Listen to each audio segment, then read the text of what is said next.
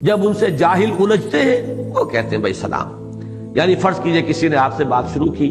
آپ نے بھی اپنی بات اس کے سامنے رکھی، لیکن آپ کو محسوس ہو گیا یہ سمجھنا نہیں چاہ رہا، یہ الجھنا چاہ رہا ہے، یہ خامخواہ کو بحث کے اندر مجھے الجھانا چاہ رہا ہے، اس کی نیت جو ہے بات سمجھنے کی نہیں، تو فوراً بجائے اس کے کہ آپ بھی اب لٹا پیر رہے اس کے ساتھ اور جیسے اس کا پارا چڑھے آپ کا بھی پارا چڑھنا شروع ہو جائے، تو اس کا حاصل کچھ نہیں، نقصان ہے،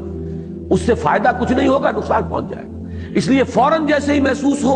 اچھا جی آپ کی سمجھ میں میری بات نہیں آ رہی، اس وقت میری سمجھ میں بھی کوئی خاص بات ہے کہ آپ کی بات سمجھ میں نہیں آ رہی، پھر کبھی ملیں گے، پھر ملاقات کریں گے، اس وقت کوئی بات کرنے کا فائدہ نہیں. بس یہ کہہ کر خوبصورتی کے ساتھ قالوا سلاما واذا خاطبهم الجاہلون قالوا سلاما. جب ان سے مخاطب ہوتے ہیں یا الجھتے ہیں جاہل لوگ،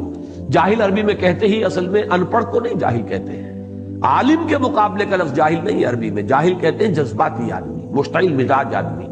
جو عقل کی بجائے جذبات کی پیروی کرنے والا وہ جاہل ہے. جاہل کے مقابلے میں حلیم کا لفظ آئے گا، حلیم الطبع انسان، اس کے مقابلے میں جاہل ہے. عالم کے مقابلے میں جاہل نہیں ہے، عالم کے مقابلے میں امی کا لفظ لائیں گے، ان پڑھ کا لفظ لائیں گے، یہ دوسری بات ہے بالکل. تو یہ فرق ہے ذہن میں رکھیے.